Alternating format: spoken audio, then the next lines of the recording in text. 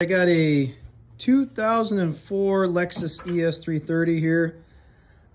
Vehicle came in for a power steering pump.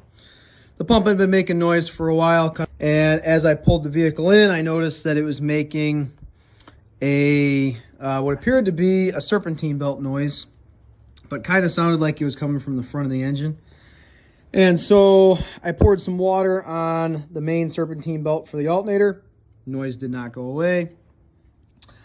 This vehicle does have a separate belt down at the bottom for the power steering pump, which is in the back.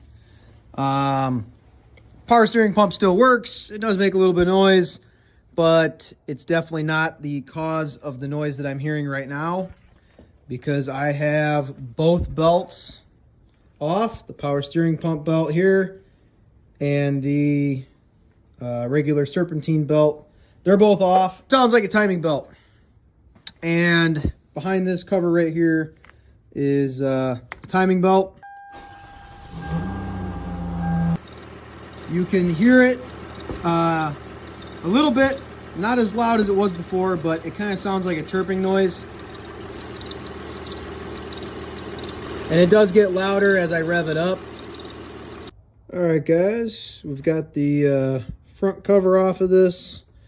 And just looking at it, you can definitely see some wear marks on the belt itself. And stuck my screwdriver right there, listened to it, and it sounded like a whole bunch of growling, grinding noises coming from that idler pulley. So I'm going to take this all apart, put a new belt on it, new idler pulleys, new tensioner pulley, new idler pulley, new tensioner pulley, which is down at the bottom there.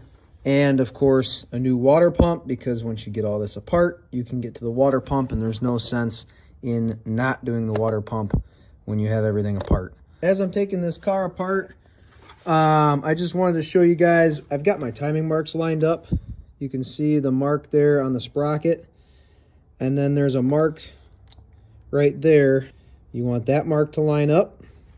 And then there's another one for the other camshaft. Kind of hard to see it in the camera. But there is a mark on that camshaft sprocket, just like this one, and they're lined up. And I am at the point now where it's time for me to remove my crankshaft pulley. I got my puller here. It's just a basic harmonic balancer puller. There's a cone that can go on the end of it to push into the crankshaft. And there's a couple of threaded holes here.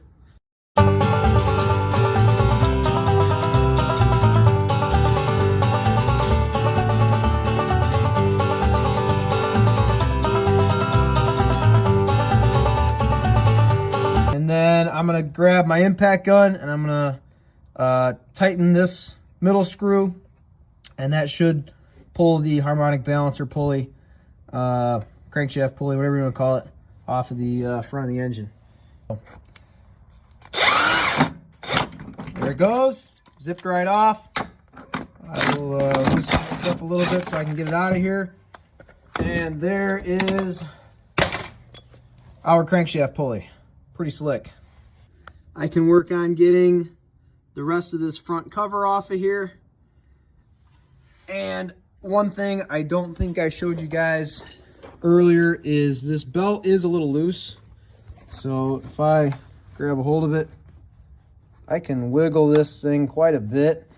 I'm going to see what it looks like once we put the new belt and tensioner on it, but that just seems a little loose for me. It's definitely an older belt. I shouldn't really be able to twist it that much, I wouldn't think.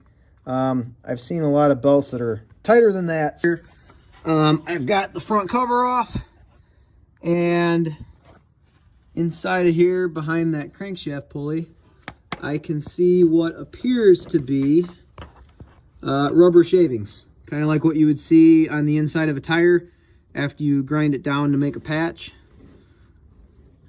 Try and scrape some off of here, but that's all black pieces of rubber from it being so worn down, which would explain why it feels a little loose when I just do a quick check on the tension. And there is some wear on this belt visibly. But yeah, definitely not supposed to see black soot, chunky, nasty rubber crud in there, especially right next to the crankshaft position sensor.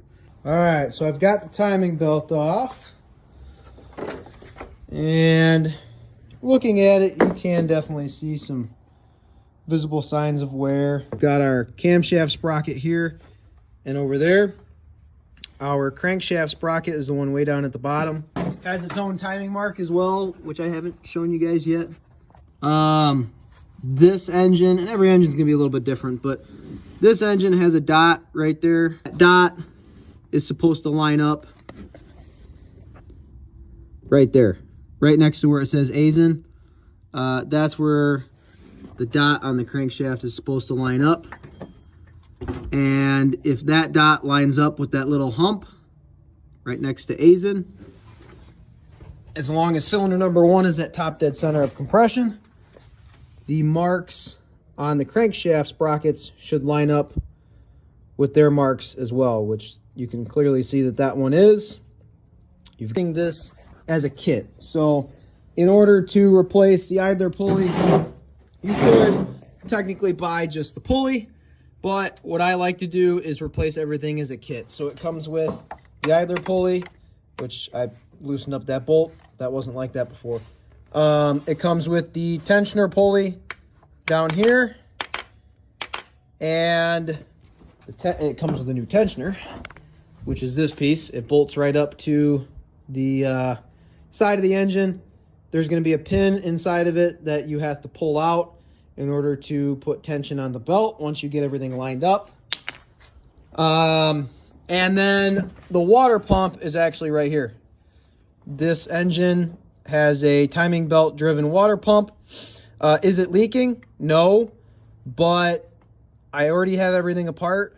I might as well replace it all in one shot, because if this car lasts 2 months, going down the road, and then that water pump starts to leak, now we got to take everything all back apart, do the same amount of labor to get to that water pump. So I always recommend to customers, spend the extra money, get all the parts at once, do it all at once, and never worry about it again. Well, I shouldn't say never worry about it again, but, not worry about it for quite a while. All right, so I've got the timing belt all back together.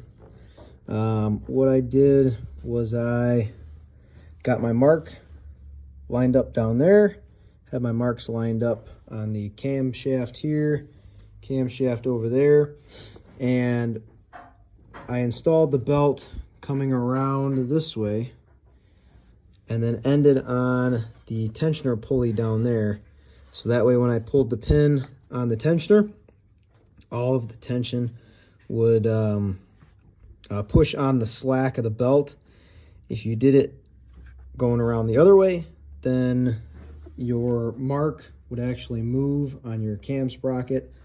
So I've got the belt back on, and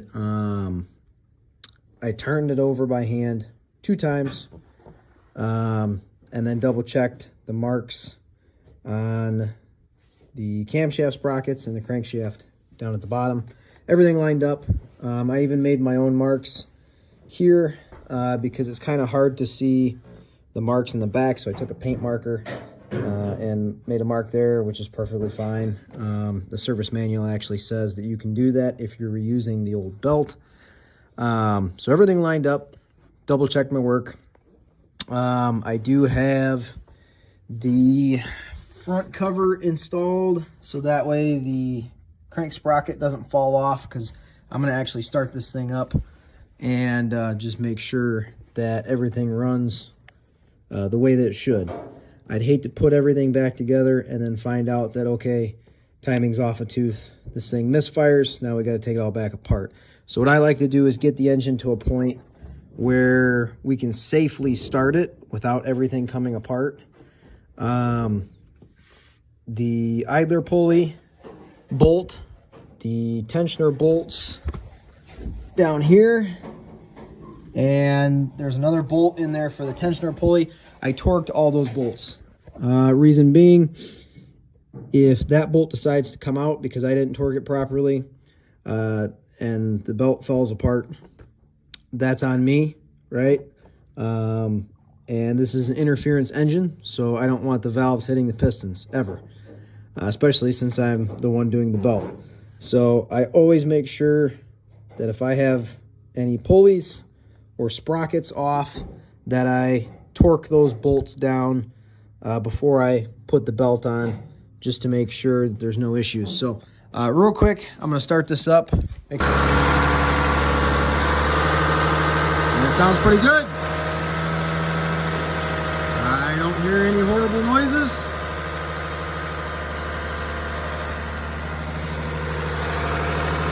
And everything I'm hearing is coming from either the injectors